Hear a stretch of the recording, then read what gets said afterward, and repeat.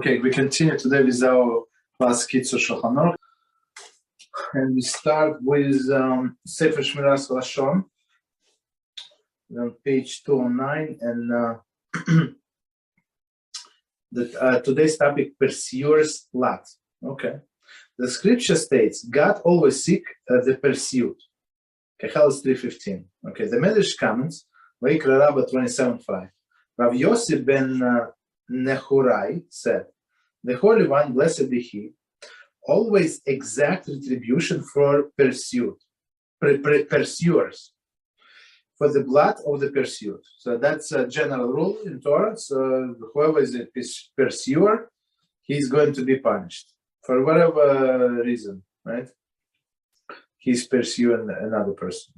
Rabbi Lazar said in the name of Rabbi Yossi ben Zimra, so it is with the temple offerings. God said, an ox is pursued by the lion, okay, the goat by the leopard, and a sheep by a wolf.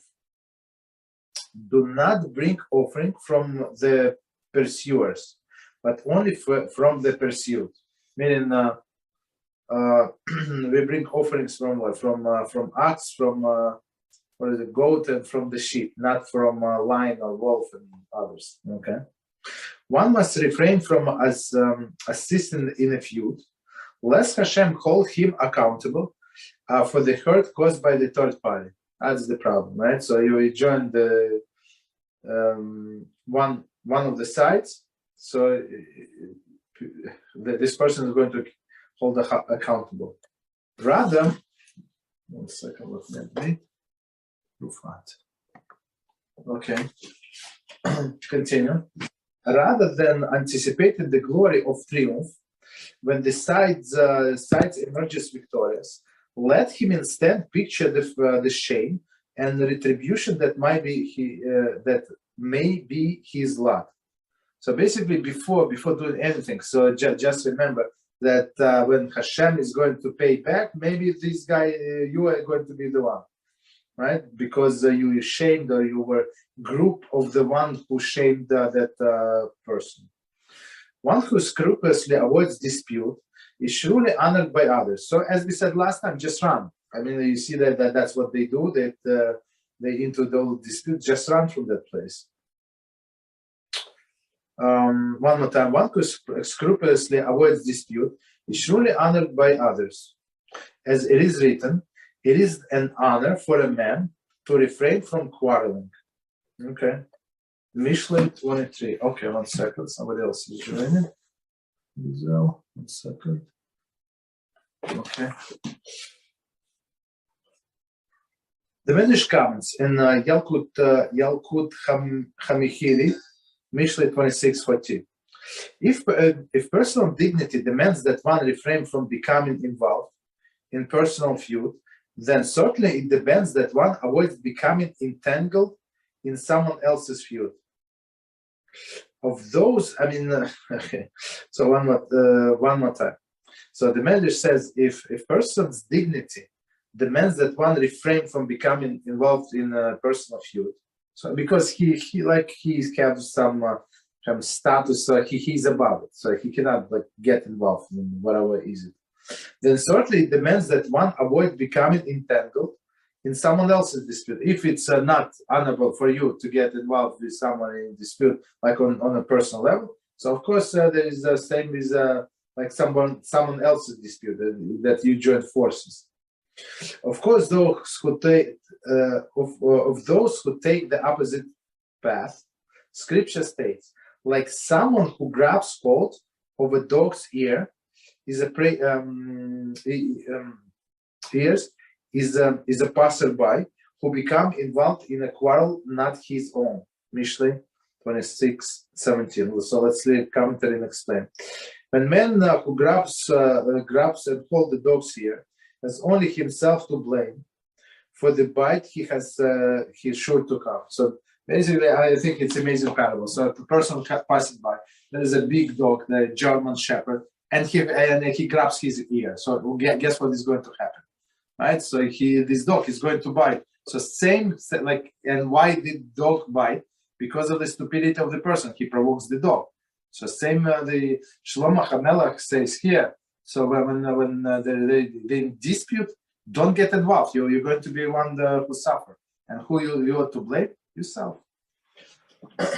Okay. So we continue with our laws regarding reading from the Sefer Torah. Okay, very interesting laws. Right? And continue. Sif number 12, I'm on page 257. And it says, so we're talking about coin. If there was no coin in a synagogue, or if there was coin, but they did not know of him, and they called upon Israel in his place, and he ascended, even if he had already recited Baruch Hu as Shem Hamavarach, right? But he did not yet begin to recite the blessing Asher Bochar Bono, and the coin arrived. But they realized that he present, and they call up the coin. Okay, so let's see the commentary and we explain. They did not know of his presence, or they were not aware that he was a coin. So basically, it's possible in a situation where there were many guests, right? So like revolving many guests, and they do not know if there is a coin. So I think it makes sense for a gabbai if you decided Mr. Gabbai to be a gabbai, so you have to announce if there is a coin in the house. That's a proper way to do. But just to assume that you glance left and right, there is no coin, I think it's not a good idea. So basically, they did not know if there is a coin, right? And there is a coin. Maybe he was, I don't know, maybe something fell on the floor. He was picking up from the floor. And this guy, Gabbai, saw no coin. So he can call Israel. So if Israel, even if he went up to the bima, so coin has to come up and say that I'm a coin, I'm here, stuff like that. So if this Israel, or if Leib for that matter, right? If he says on a Baruch Shem Kvoit, Baruch HaShem Chamorach, meaning that the first part, there is no problem since he did not say it's not part of the blessing over the Torah. Right? Asher Bochar Bono is a blessing from the Torah. So if he did only this part, so we put him aside, stand here, Mr. Israel. So we're going to call on the coin. Okay, so there is no denigration of anybody. So it's a fault of the basically of this gabbai. Okay. Okay, so and he ascends. And he to recite Baruch Hu. So there is no problem to recite Baruch Hu. As we said, Baruch Hu is not part of the blessing over the Torah. It's a separate statement. And as for Israel, so as not to embarrass him, he should continue to stand there at the bima until after the coin and Leib are called. So basically, there's no embarrassment here. We don't say that there's something wrong with this Israel. He stands there by the bima. We call coin, we call Leib, and then he gets the next Aliyah, which is absolutely no problem. Okay. We call Oleh, and then he should be called, and then we should call him, right? Meaning the next available Aliyah, number 3. He should be given the third Aliyah. Which makes sense, number 51. Being torn away from ascending to the Torah is humiliating. Of course, I mean, nobody denied that. To prevent this embarrassment, the Yisrael is to remain at the bima until he is indeed given the opportunity to be in Oleh. Okay. So continue. However, if Yisrael has already mentioned the name of God while recited the blessing, that is, if he had already said Baruch Atah HaShem in a blessing Asher Bochar Banu, the coin no longer ascends, which is we're going to explain why.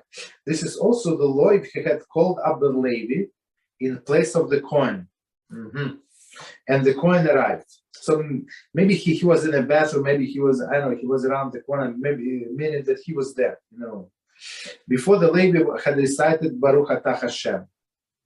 The Kohen ascends, and the Leib, and the Leib waits there at the bima, and they should call him after the Kohen. So here's the situation.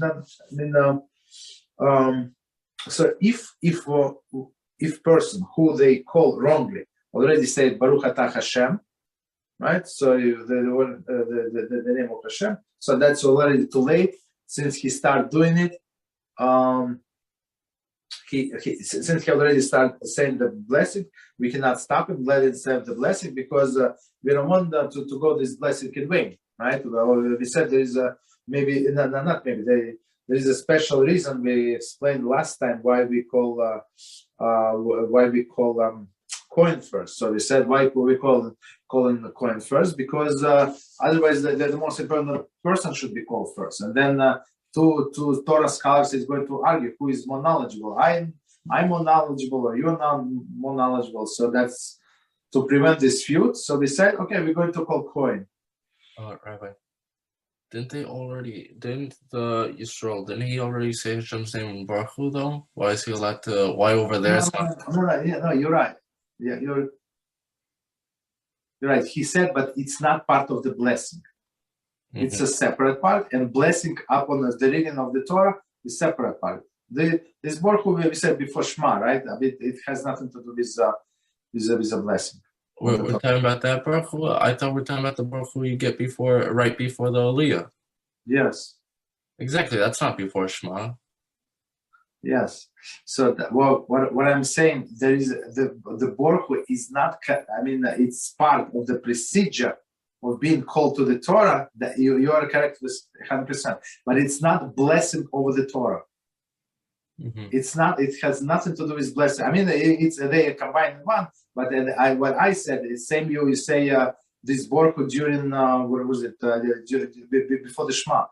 It's the same Baruch Hu. You understand? So that's a big difference. So if he said only Baruch Hu, no problem whatsoever. Let's call Yisrael. If he already starts saying blessing over the reading from the Torah, you cannot stop him because it's going to be a blessing in vain. That's it. That's the blessing in vain is biblical, and calling coin first to Aliyah is rabbinical. Right. So that's a big difference. Yeah, go ahead. If we realized that there was actually a Kohen in the room, right? We didn't know he was a Kohen, we thought he was a Yisrael, then we realized he's a Kohen, right? Now, if that person said Baruch Hu already, right? And this Kohen answers Amen, he says the bracha, right? The Yisrael says the bracha as the Aliyah, and the Kohen says Amen. We don't answer Amen. Oh, to the bracha? It's not the bracha. No, not Baruch. Okay, go ahead. Sorry, not Baruch Hu. I'm saying the bracha itself that you say before the Aliyah. No, if he even without before the Amen, if he starts saying the blessing, if he said Baruch atah HaShem, that's too late. We cannot call Kohen. I agree with you, but I'm saying if he said Amen, why doesn't it count? Like he said the bracha and he's allowed to go read. No, that's not in this case. No. Okay. Okay, so what David? I got it. Okay, so sometimes you have to repeat 3 times, so I'll get it. No, not me, but in general. So the question is that we have this idea in Judaism that since we are all responsible for each other, we can include other people in our blessings, but it's only for mitzvahs that are not optional, right? So, for example, if I eat apple, I cannot include you in my apple, right? Unless you want to buy. Okay, so we both have apples in our hands, so I cannot include you because it's optional. You want to eat, you eat. You don't eat, you don't want to eat, you don't eat, right? Blessing on the bread is a different story, right? But for our other mitzvahs, which is optional, so which you're not obligated to do, I cannot include you. But others that are not optional, that we all depend on each other, right? For example, Kiddush on a Friday night. So I can do my Kiddush and I can do another 500 Kiddushin for other people. right? The elderly people, for example, in a nursing home, they cannot do their own. So I would go from room to room, and I'm going to say Kiddush for them. You understand? Since they obligated, obligation on me also. It's my obligation, so I can say for them. So, but I have to participate. Here, I did not participate. You understand? So I cannot stand aside and let him read. Okay. That's a very interesting question.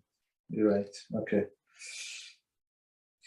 Okay, so same with Leib, right? So the for somehow, even though we said if there is no coin in the house, we are not obligated to call Leib. So we can call Israel, we can call Leib. It's up to us. But here they said, let's say they didn't find the coin and they call Leib. So and let's say he said Baruch Hu, so he didn't start the blessing. We can call a coin. Let Levi stand by, and then we're going to call this Levi. Continue. The same law also applies if there was no Levi and they did not know him, or they did not know him, and they call upon the Kohen, who was the first Oleh. Very interesting. And also be Oleh in place of Levi. Okay, and then the Levi arrived. Before the Kohen said the Baruch Atah HaShem, they called upon Levi and he ascends. So let's read the commentary and we explain. In this case, the Kohen does not remain at the bima to be called upon for the next Oleh. Since the Kohen already was Oleh, he did not suffer any humiliation when he was passed over in favor of the Levi. Okay, so I think it's very interesting case. So we said that first we call Kohen, then we call Levi, but let's say there is no Levi. Straightforward case. There is no Levi, so we call Kohen. That's in a shul where I go now. So Levis come only on Shabbos for whatever reason. But on the weekdays, it's only Kohen. So Kohen gets to Aliyah. It's very simple, and then we call Yisrael. Here they say a very interesting thing. So the question is that we learned last time, and I just want to repeat because I find it very interesting, right? That why do we call Kohen second time, right? Because Kohen is a Levi, and we cannot call another Levi. So if we call, and we cannot call another Kohen. If we call another Kohen, so people might think that there is a problem with the first Kohen. You understand? That's the issue. So that's why we say Kohen, first Kohen is good. We're going to call him second time to show that he's, and we announce, if you listen carefully, this Rabbi always announce he in a place of the Levi. He's not Levi. We're not saying that he's a Levi and we call him as a Kohen by mistake. No. We say he's a Kohen instead of the Levi. Okay, that's the proper way. So here we say that now we call this Mr. Kohen. And guess what? There is a Levi. Mr. Levi came out, or they didn't know, or somebody said, no, I'm a Levi. Okay, so he said, I'm a Levi. So we put like let Kohen stand by, or he's not obligated. But usually there is the person who just got Aliyah. We said he should stand on the right until the next Aliyah. So Kohen stand on the side. We call Levi, and there is no humiliation to the Kohen. Why? Because he got an Aliyah. I mean. We just did not know that that there is a Leib in the house. Okay, very interesting. Okay, next halacha number 13. We do not call upon two brothers to be Oleh, one after another, regardless of whether they are paternal brothers or maternal brothers. Similarly, the father and the son, or his grandson. We do not call to be Oleh one after another because of the evil eye. Okay, so let's read commentary and we explain. Toward attracting an injurious attention of the evil eye, ayin hara, right? We refrain from calling upon this relative consecutively. Okay, this should be avoided, even if they say that they do not object, and even if the first of the family members will be called upon the last Oleh, and the second will be called upon the maftir. Okay, so let's read the commentary and explain. Even though the maftir is not part of the regular count of Olim, and although Kaddish separates between the two Aliyahs, we still do not call upon two members of the same family for these Aliyahs for the fear of attracting attention of evil eyes. So, okay. So what are we talking about? So if there are two brothers, maternal brothers, paternal brothers, doesn't matter. So we do not call them one after another. So if you want to call the two of them, you call one, you call somebody else, and then you call second brother. Same goes to father and son. So people jealous, people this, people that. So Ain Hara is a real thing, right? So I mean, especially for people who believe in Ain Hara, right? And they say, so Kitzur very interesting. He said, even for the last Aliyah and the maftir. So maftir, as we know, it's extra Aliyah. I mean, it's technically not necessary. So that's why this what is it? Baal Koreh, he says Kaddish. Why he says Kaddish? To separate, to say, okay, we had to call 7 Aliyahs on Shabbos. Let's say we finished. We did 7 Aliyahs. Now it's something extra. And that person is also going to read from Haftarah. Okay, there is no problem. So even in this case, we say do not call father and son and the consecutive Aliyah. Okay, it's very interesting. Continue. However, this applies only on Shabbos when we do not take out the additional Sefer Torah, specifically for maftir. However, when we do take out another Sefer Torah specifically for maftir, it is permitted to call up 2 family members consecutively. Commentary, and we're going to explain. Then the 2 family members are reading from a separate Sefer Torah and does not attract the evil eye. So in this case, for example, we had on Hanukkah, right? We had 3 Sefer Torahs, so there is no problem. So one son, let's say, read from one Torah, and father got maftir, 2 separate Torah. We have lifting, we have all of these things like in between, so people forgot who was before, who was now. So they say there is no problem. All right, but when we say it only applies on Shabbos, right? We're talking about the second part with the Aliyah and maftir. We're not talking about Aliyah and Aliyah. Aliyah and Aliyah always apply. Yes, yeah. In a regular day, for example, when on Shabbos, when it coincides with Rosh Chodesh, we have also 2 Torahs. You understand? We have, but on a weekday, when you have Rosh Chodesh, you have only 1 Sefer Torah. You read from the same place. You understand? Even it's not from the weekly parsha; it's from different thing. But we're not obligated to read from a weekly parsha on a weekday, even if it's on Thursday, let's say. You understand? So that's why they say specifically Shabbos. Similarly, if the one called upon the maftir has not yet reached the age of the bar mitzvah, it is permitted. Okay, so so there is a very very interesting law. So in many places they allowed a person, a boy, right, under the mitzvah, bar mitzvah, to be called for maftir, because we say it's extra.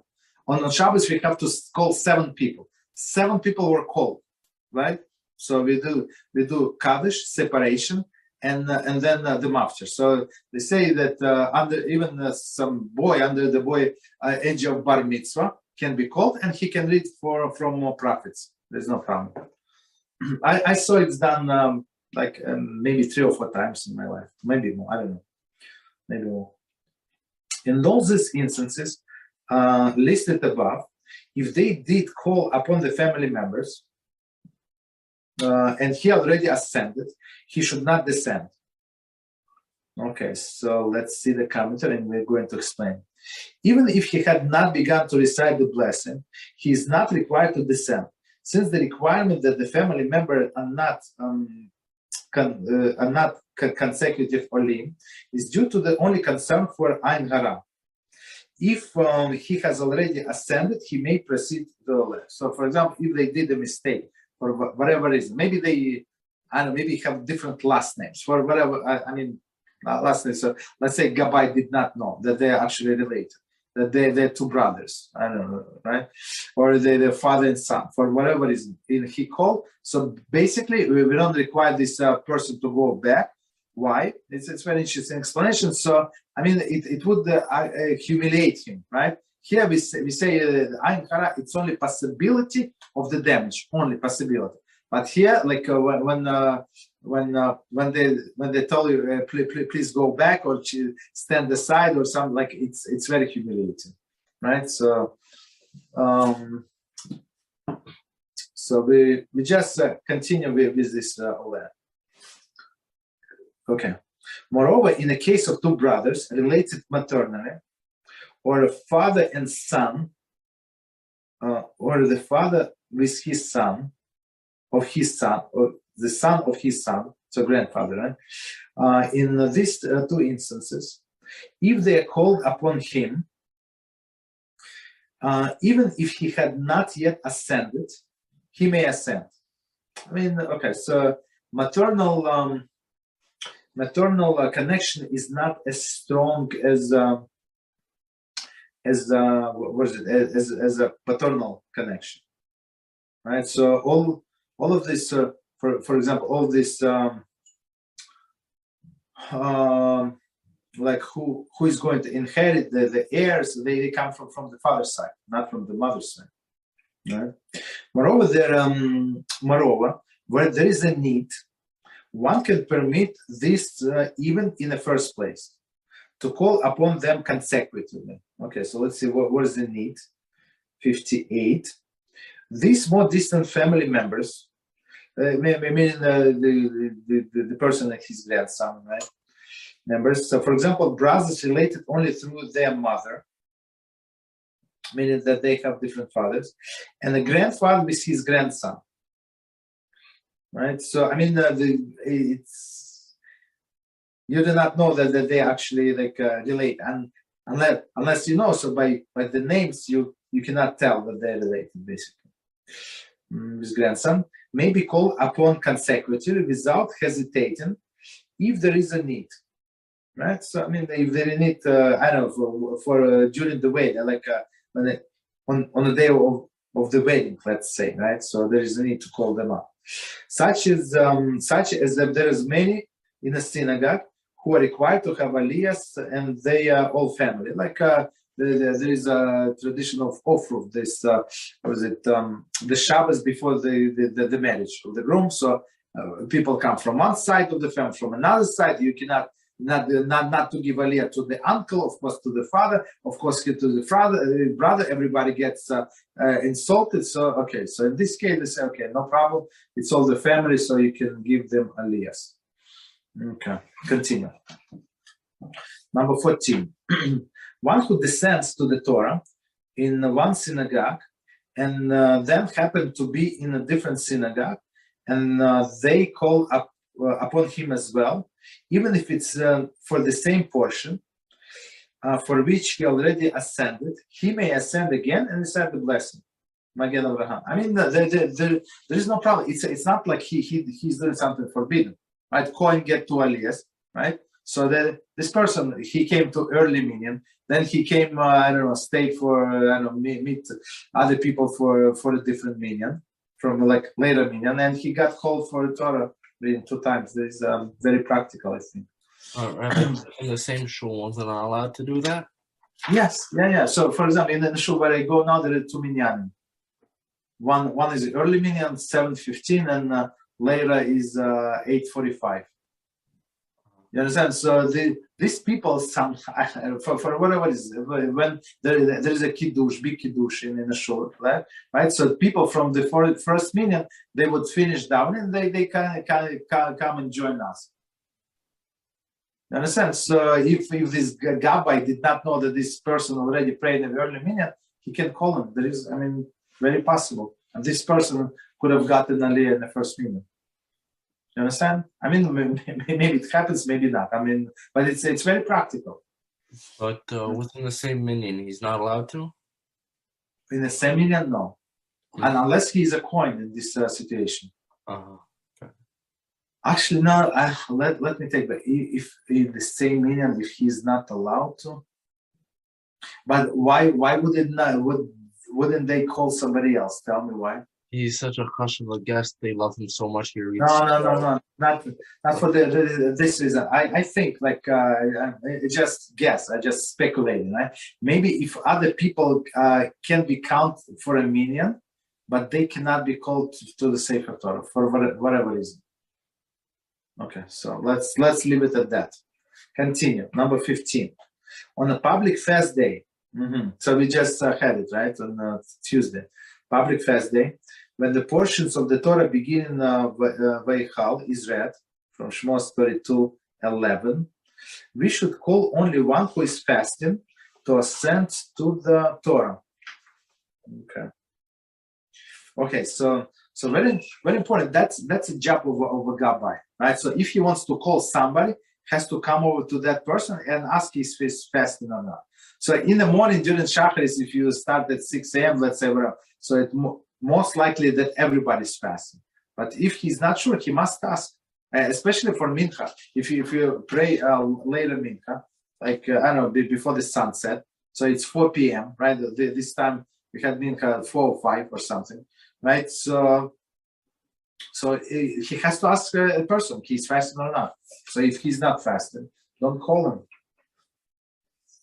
So commentators say that since the Torah is being read because it is a fast day, one who is not fasting, even this is due to his illness, should not be called upon. It's not like we hold this against this poor person, that this elderly person who must eat. It's not, has nothing to do with him. I mean, he does everything according to halacha. He's weak, he's sick, he's old, he's this, he's that. He's allowed to eat, but we do not call him. It's only 3 people that call. So why would we call somebody who's not fasting? Continue. If there is no other Kohen present, aside from one who is not fasting, or one who does not intend to complete the fast, they should call upon Yisrael or Leib in his place. He's very clear. So let me see the commentary. Even if he's still fasting, if he intends to discontinue his fast before the nightfall, he should not be Oleh. So basically, let's say in the morning, right? So it's elderly person, weak person, right? So he, this Gabe has to come and quietly ask him, is he going to fast the whole day? If he said, no, I'm going to fast only until 1 p.m., for example. I mean, it's allowed. He's allowed to eat at 1 p.m. So we should not, even though he's a Kohen, we should not give him an Aliyah. That's a proper way to do. So it's basically on the head of this Gabbai. So if this person accepted upon himself to be a Gabbai, stand on the bima and bank on the bima and do all of the announcement, he has to do his job. You understand? If he calls somebody else who he should enough call, so it's upon his head basically. Okay, continue. They should call upon Israel or Leib in his place. There is no problem. I mean, we're not holding against him. He's just not fasting. Or he's not attempting to complete the fast. It's not his fault, basically. But for us, it's not good. In this case, it is proper for a Kohen to exit the synagogue. So all of these cases, and let me read the commentary I'm going to explain. He should exit the synagogue before they call for Leib or Israel, so that his lineage does not come into question if he does not ascend. See Mishnah Berurah 556. So basically, that's what happened in a shul where I go now. Today was Thursday. So 2 people have yortzeit. So it's proper when you have yortzeit, anniversary of passing of somebody like close in your family, you should be called up to the Torah. So basically 2 people, and only 3 people are called to the Torah. So they asked Kohen. So Kohen left the building, the synagogue, right? They called the one Israel, and the second Israel, and then the third person, and then the Kohen came in. I mean, he came as soon as they called this person, and as this person said the blessings, Kohen came in. I mean, it's very like Choshev and educated Kohen. He knew exactly when to come in. He would not come in early because they would, as we just read, they would have to substitute this Israel for the Kohen. So he waited behind the door until that Leib, not Leib, that Yisrael finished the blessing, and then he came in. That's, very straightforward halacha. Okay, continue. If there is another coin present, he is not required to exit. Okay, so nobody said which coin they should call. So okay, so if he is not fasted, there is not another coin. So let them call another coin, right? But should rather not notify Gabbai that he should not call upon him. That's a proper way also. This is a poor Gabbai. It's a lot upon his head. So just show a finger on another coin maybe, or like whisper, say like send message to a Gabbai not to call him but to call another coin. Because why? Because I'm not fasting. And if they do call upon him, he should not assent. It's very clear. So this coin should refuse. In order to not to refuse, he has to notify Gabbai, Rabbi, whoever who needs to be notified, not to call him.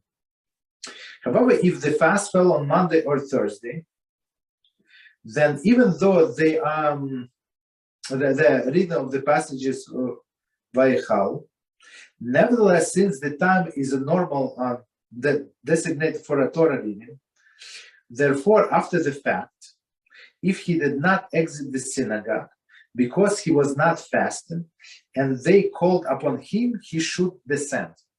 Should assent. Let's read commentary, and we're going to explain.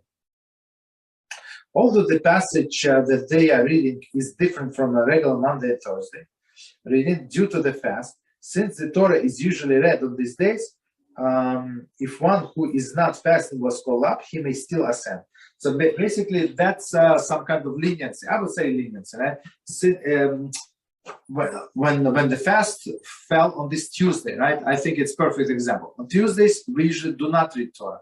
So when they bring out Torah, so we know for sure it's Torah reading only for a fast day, right? But on a Monday and Thursday, it's not so clear. That they bring out to the Torah until they start reading, so maybe person does not know that today is fast for whatever reason, he forgot. So in this case there is a leniency. So the person who is not fasting is allowed.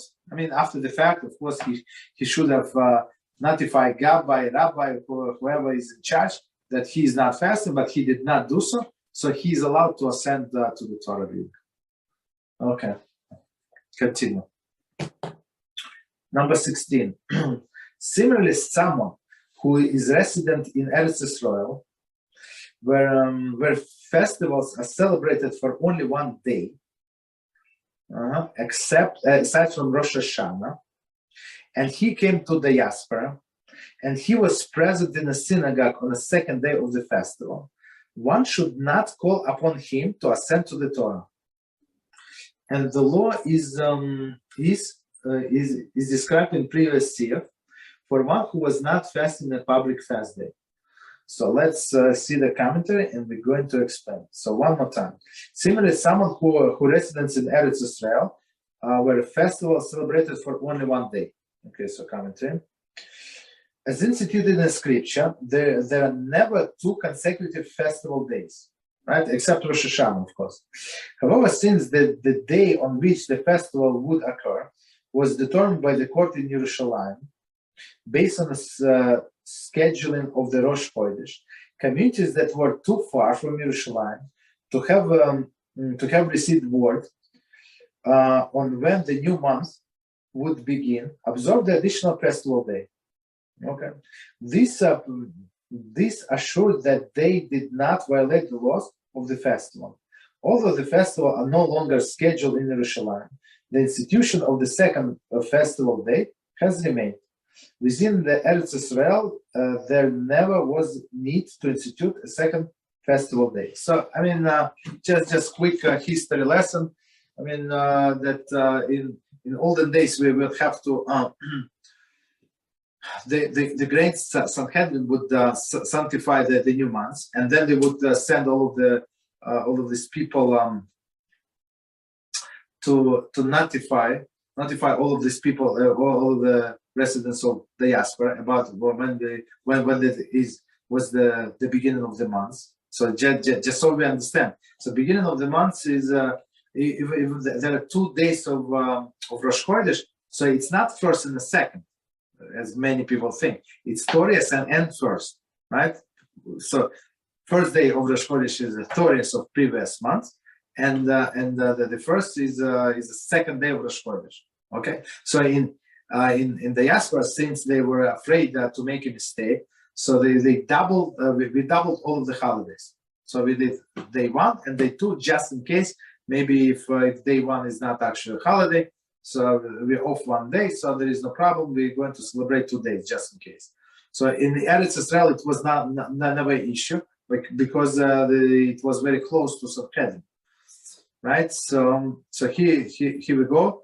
Person that lives in Israel, he would celebrate 1 day. He comes to stay by me on Pesach, let's say, right? So he's not going to celebrate the second day. So basically, technically, he can take a taxi from my house and go to airport and fly to wherever he wants. There is no problem. I cannot take him. I cannot help him with the luggage. I cannot do any of this. But he can do whatever he wants.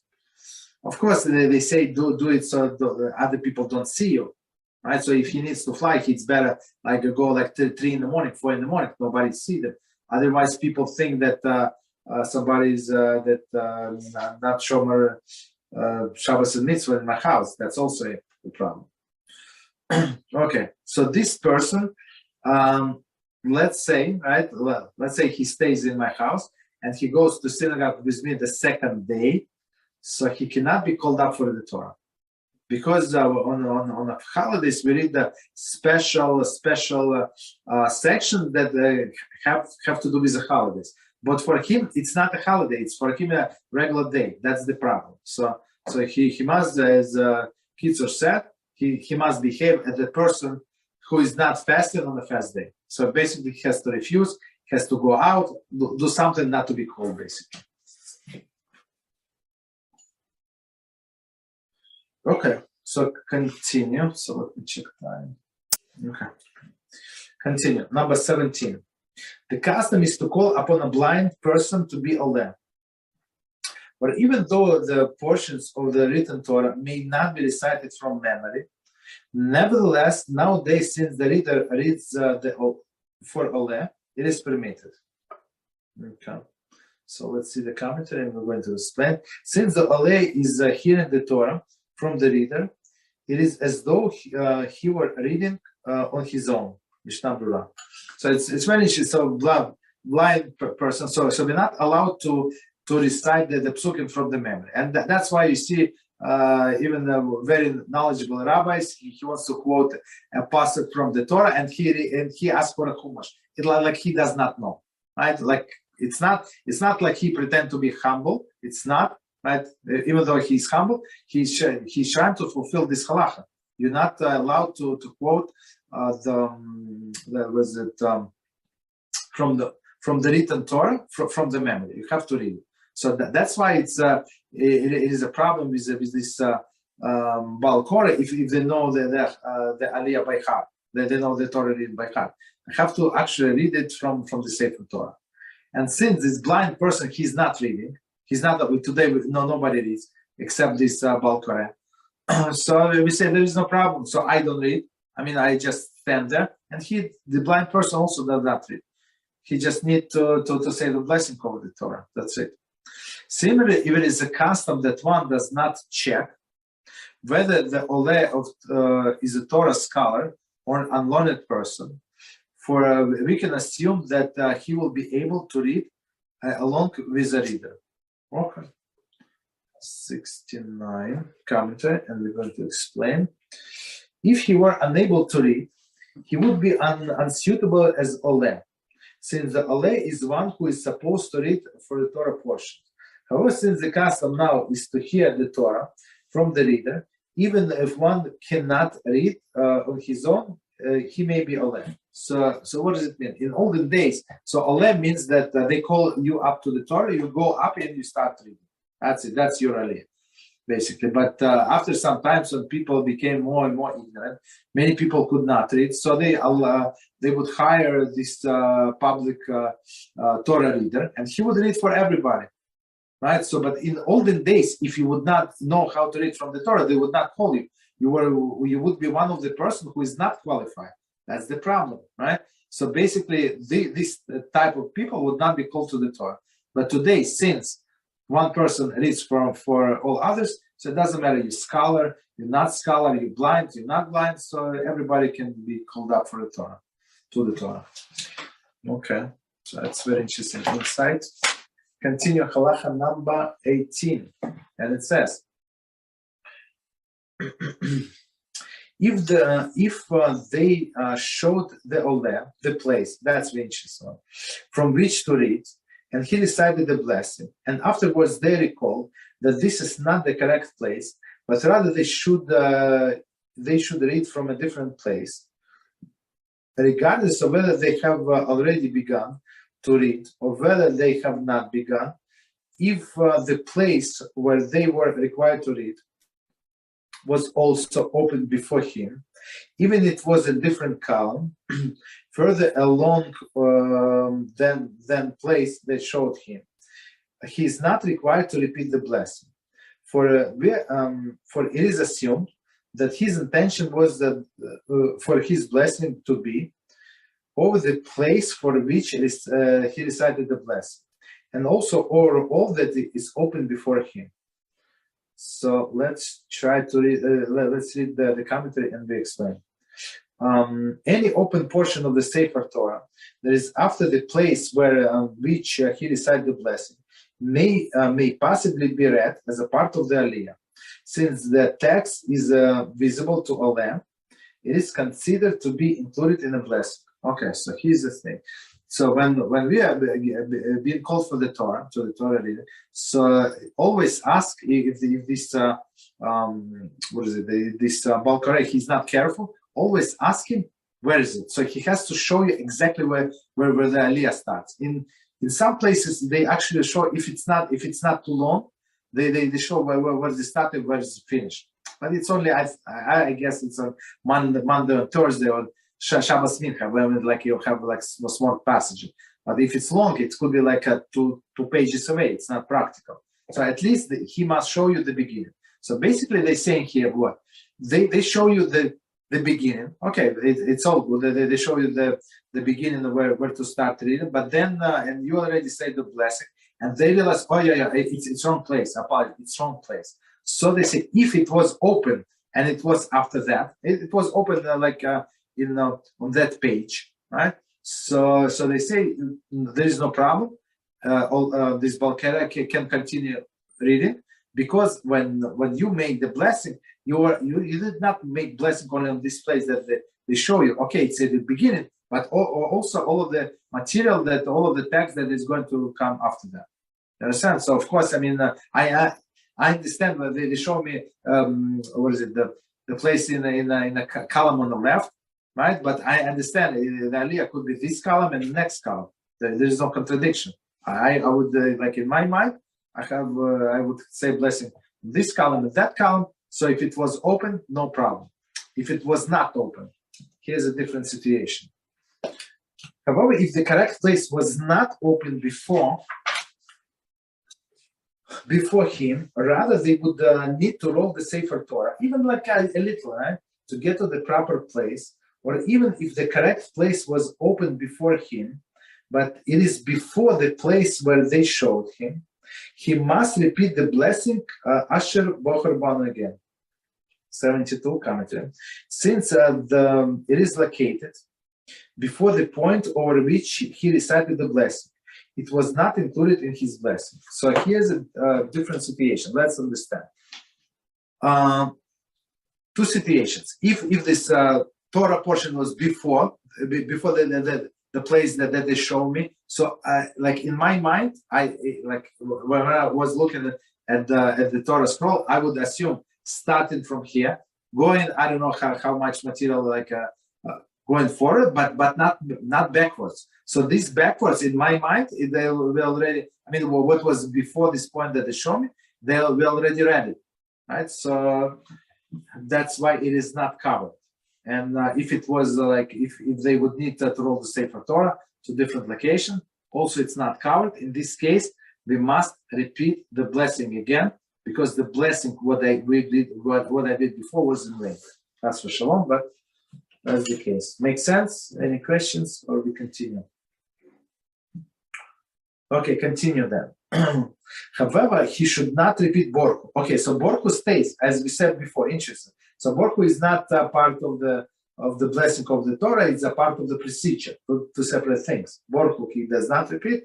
Asher Bacharbon, he does repeat. And he should first say Baruch Shem Kvot Malchusol Olam Vayet, meaning there is no translation. May his kingdom be blessed forever and ever, right? Why? Because he did a mistake, right? Of the first blessing. So meaning the first blessing was in vain. He has to rectify it. And of the first blessing that he recited in vain. If he had not yet said the entire blessing, but only the words Baruch Atah HaShem, he should conclude with the words Lamdeni Hukecha.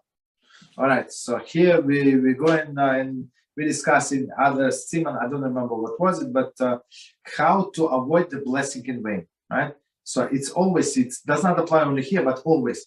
So when by the mistake, by any mistake, you say Baruch Atah HaShem, right?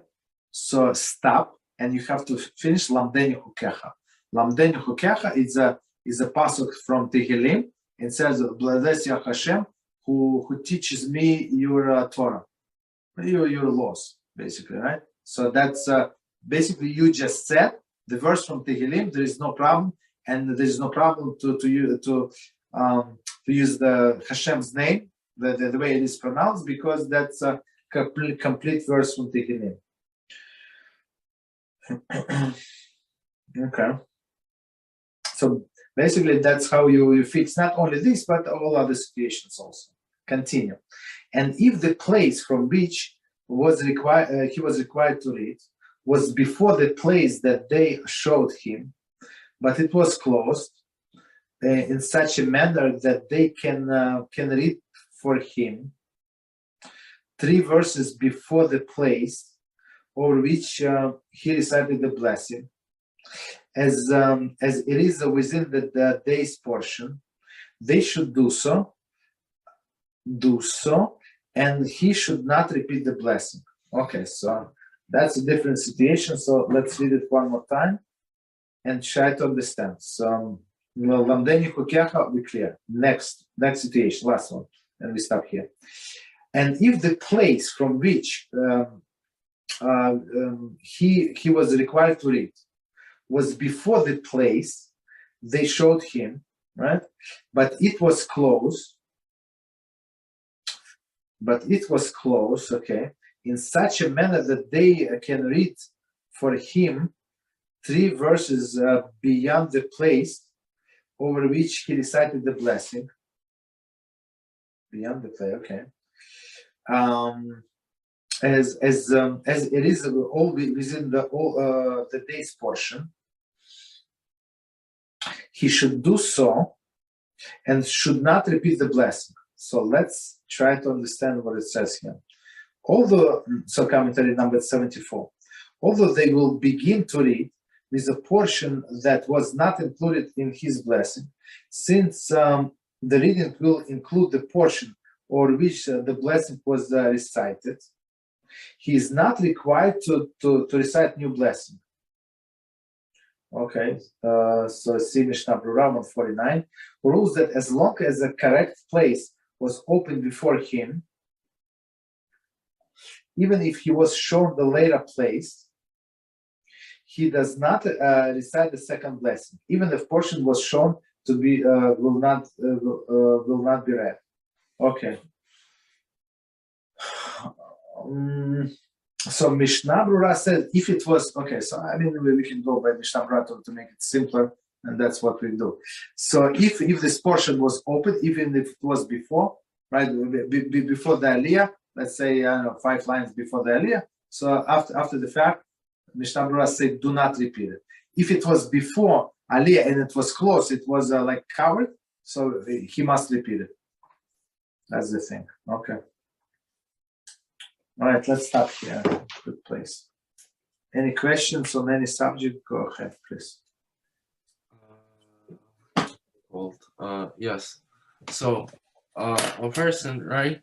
He asks his rabbi questions, and because he wants to do stuff right. Okay, so on and so forth. But at some point, because whatever he's going to tell him is going to be right, correct. But he's going to think about too much because there's so much things that in the day that go according to halacha, right?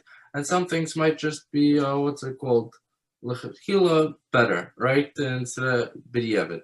Okay, so what questions should one ask versus not ask? Because if he asks everything, he has to worry about everything, and he has no time to worry about actually studying, so on and so forth, because life becomes much harder. So a question, should he ask versus, not so much? I think the start with an important question. So what we learned yesterday in our class is Hilchas Teshuvah. So if there is a negative commandments, right? Negative, it's possible that the person is going to transgress negative commandments, so they take priority for sure, prohibitions, and then positive commandments. You understand? That's how you see what is more, what more important, basically. So I'll give you an example of a question that's not even a Rabbanan, but I think it's an example where you ask a rabbi, how much Gemara should I study, for example, right? Mm-hmm. Okay, because let's say you're studying half, and it tells you 1/3, and then it mixes up your whole schedule and you don't know what to do anymore, right? Mm-hmm. So in that case, even though he might say different, right? It's better to stick to the 1/2 that you're doing.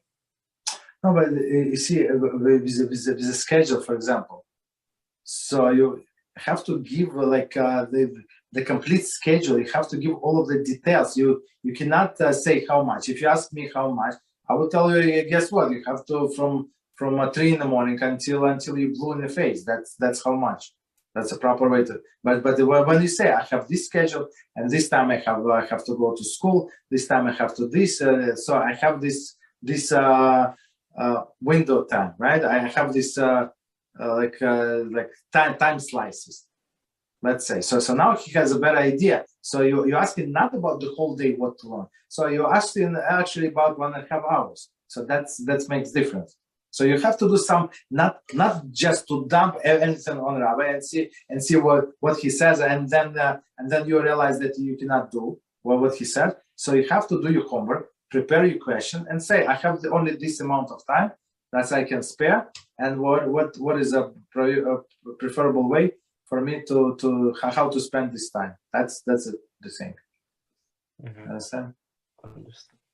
So I remember some years ago, Rabbi Reuben said, "So how much you learn?" I told him, and I think it was impressive how much I'm learning. And he asked me, "What do you do with the rest of the time?